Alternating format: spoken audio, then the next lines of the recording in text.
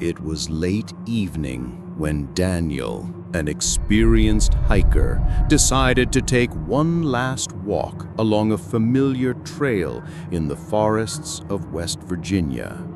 He had walked this path dozens of times before, but that night felt different. The air was heavier, the sky clouded, and the woods seemed to breathe with an uneasy stillness.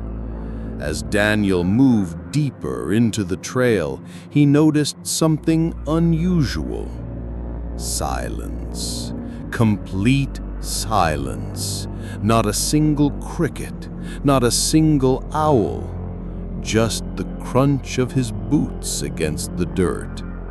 He slowed down, uneasy, his flashlight cutting a narrow beam through the darkness.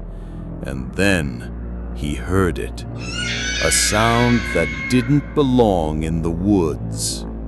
A faint, muffled cry of a baby.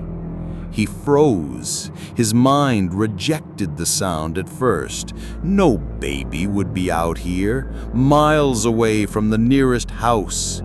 He shook his head, trying to reason with himself.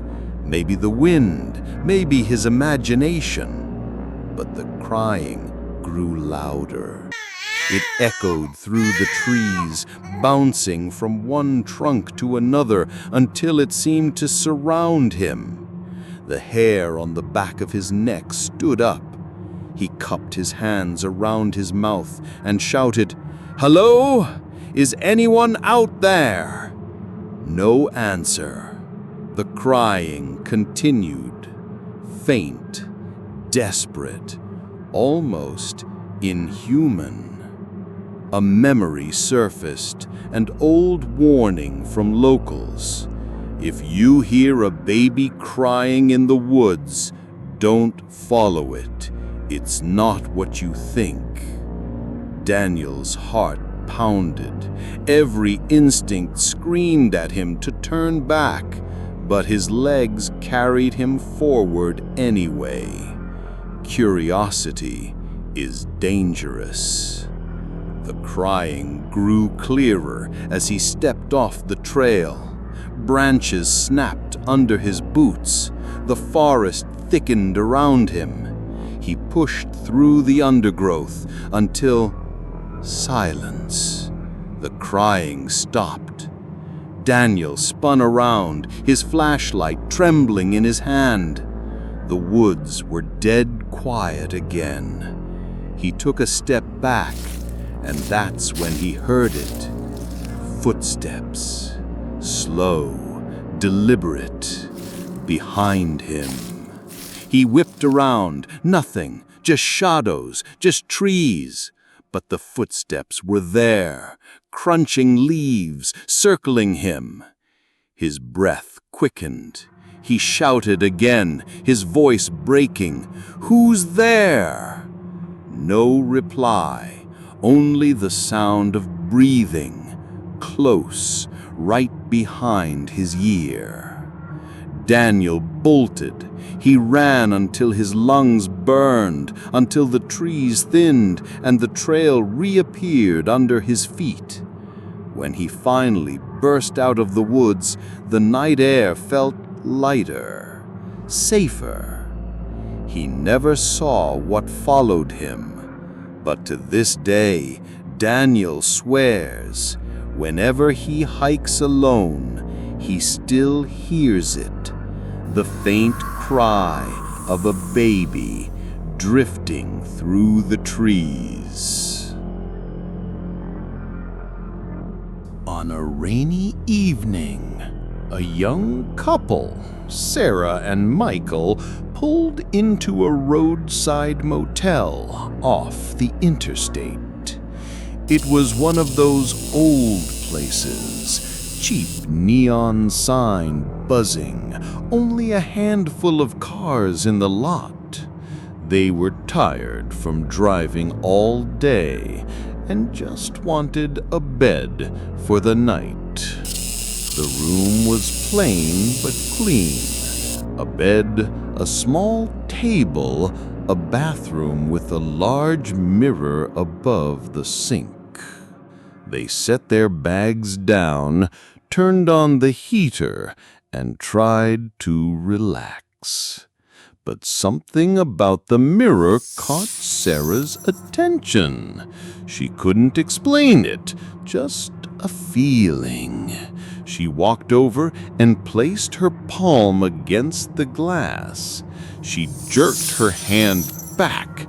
It was ice cold, not just cool, unnaturally cold, as if the mirror was a window into another place. Michael laughed it off. "It's just old glass, babe. Don't worry." That night, as they lay in bed, Sarah couldn't sleep. The rain tapped on the window. The heater hummed softly. And then, knock. Both of them sat up. The sound came again. Knock, knock, knock. From inside the bathroom. Michael grabbed the flashlight from his bag. Slowly they crept to the bathroom. The door was open. The mirror stood there reflecting the dim light. Another knock. Soft, hollow, from inside the mirror. Sarah clutched Michael's arm, whispering, "Did you hear that?" He nodded, his face pale. The mirror vibrated slightly, like something was pressing from the other side. They didn't sleep the rest of the night. At dawn, sunlight spilled into the room. Exhausted, Michael splashed water on his face in the sink. Sarah gasped. The mirror was covered in small, wet handprints, tiny fingerprints smeared across the inside of the glass. There were no children at the motel, no explanation, only those ghostly handprints left behind as proof. The Harris family thought they had found the perfect home. A two-story house in a quiet Canadian suburb with a big backyard for the kids and a basement for storage. It was everything they had hoped for. For the first few nights, life seemed normal. Boxes stacked in corners, laughter echoing in the halls, the smell of fresh paint. But on the fifth night, something changed. At exactly 3:02 a.m., Mrs. Harris awoke to a sound, a slow, dragging creak. She nudged her husband. He listened. The noise came again. It was the basement door opening by itself. Mr. Harris muttered about weak locks, stumbled downstairs, and found the door wide open.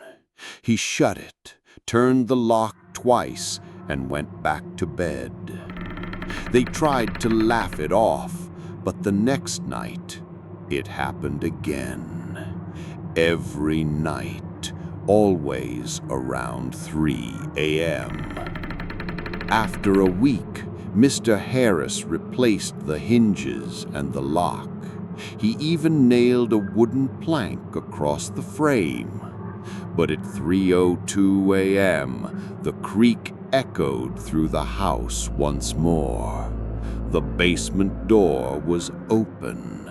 The plank splintered. Mrs. Harris suggested setting up a camera.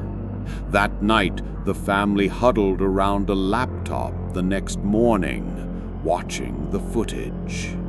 At exactly 3:02, the lock clicked by itself.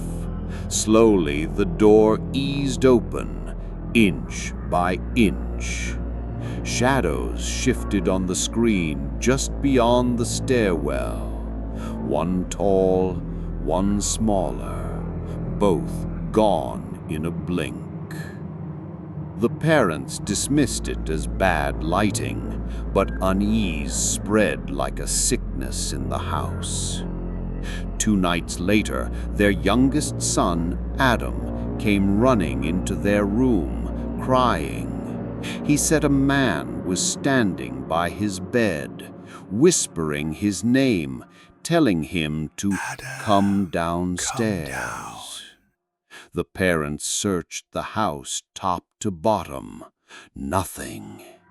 Every window locked, every door bolted. Only the basement door stood open, as if waiting. That night, the parents slept with Adam between them. At 3:02, the creak came again. The basement door opening. This time, they both heard it clearly, along with a second sound, a voice, low, whispering, urgent. Adam, come down. The parents froze. The whisper came again, louder from the foot of the stairs. Adam stirred in his sleep, mumbling as if answering. Terrified, the family stayed awake until dawn. By morning, they packed their belongings, leaving boxes behind, dishes in the sink, photos on the walls. They never set foot in that house again. Neighbors say the house still stands, empty. For sale signs come and go. But at 3:02 a.m., every night, the basement door creaks open. And if you listen closely, you can hear a voice calling. Always the same, always waiting. Adam, come down.